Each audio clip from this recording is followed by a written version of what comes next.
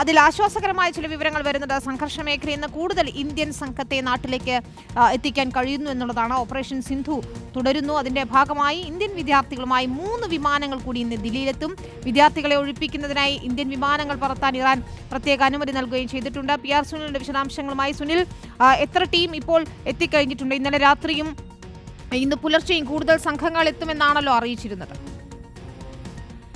വിനീത, 2 വിമാനങ്ങൾ കൂടി ഇന്നലെ രാത്രി എത്തിയിട്ടുണ്ട്. ഇതോടെ 3 വിമാനങ്ങൾ ഇപ്പോൾ ഇറാനിൽ നിന്ന് വിദ്യാർത്ഥികളെയും കൊണ്ട് ഇന്ത്യയിൽ എത്തിയിരിക്കുകയാണ്. ഭൂരിഭാഗം വിദ്യാർത്ഥികളും ജമ്മു കാശ്മീരിൽ നിന്നടക്കമുള്ള വിദ്യാർത്ഥികളാണ്. ഇന്ന് കൂടുതൽ വിമാനങ്ങൾ എത്താൻ പോവുകയാണ്. ഏറ്റവും വലിയ പ്രത്യേകത എന്നത് കേന്ദ്ര സർക്കാർ നടത്തിയ നയതന്ത്ര ചർച്ചയിലൂടെ ഇറാൻ ഇന്ത്യക്കായി എയർ സ്പേസ് തുറന്നിരിക്കുന്നു എന്നതാണ്. അപ്പോൾ വ്യോമപാത തുറന്നുകൊണ്ട് ഇറാനിയൻ വിമാനങ്ങളിൽ തന്നെ ഈ ഇന്ത്യക്കാരെ നാട്ടിലെത്തിക്കുന്നതിനുള്ള നടപടികൾ പുരോഗമിക്കുകയാണ്.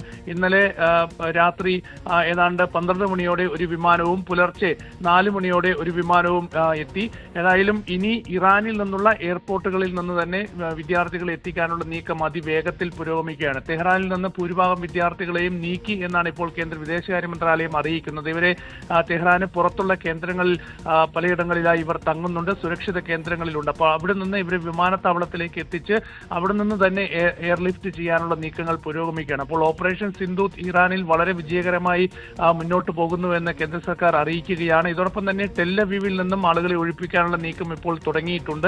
അവിടെ നിരവധി പേർ ടെല്ലവീവിൽ നിന്ന് മാറണം എന്ന് ആവശ്യപ്പെട്ടുകൊണ്ട് ഇന്ത്യൻ എംബസിയെ സമീപിച്ചിട്ടുണ്ട്, പേര് രജിസ്റ്റർ ചെയ്തിട്ടുണ്ട്. അപ്പോൾ ഇവരെ അതിർത്തി വഴിയായിരിക്കും മറ്റ് രാജ്യത്തിന്റെ അതിർത്തി കടത്തി പ്രത്യേക വിമാനത്തിൽ ഇന്ത്യയിലേക്ക് കൊണ്ടുവരാനുള്ള നീക്കങ്ങൾ തുടരുകയാണ്. ഏതായാലും 2 രാജ്യങ്ങളിൽ നിന്നും ആളുകളെ വേഗത്തിൽ ഒഴിപ്പിക്കാനുള്ള നീക്കത്തിലേക്ക് കേന്ദ്ര സർക്കാർ ഏതായാലും ഇപ്പോൾ കടന്നു കഴിഞ്ഞു. ഇന്നും 3 വിമാനങ്ങൾ കൂടി ഇന്ത്യയിലെത്തും. ശരി, അത് തന്നെയാണ്. ഏതായാലും ആശ്വാസകരമായ വാർത്ത തന്നെയാണ് PR സുനിലും പങ്കുവയ്ക്കുന്നത്. കൂടുതൽ വിമാനങ്ങൾ എത്തുകയാണ്. മലയാളികൾ ഉൾപ്പെടെ ഉണ്ടോ എന്ന് നമുക്കറിയണം.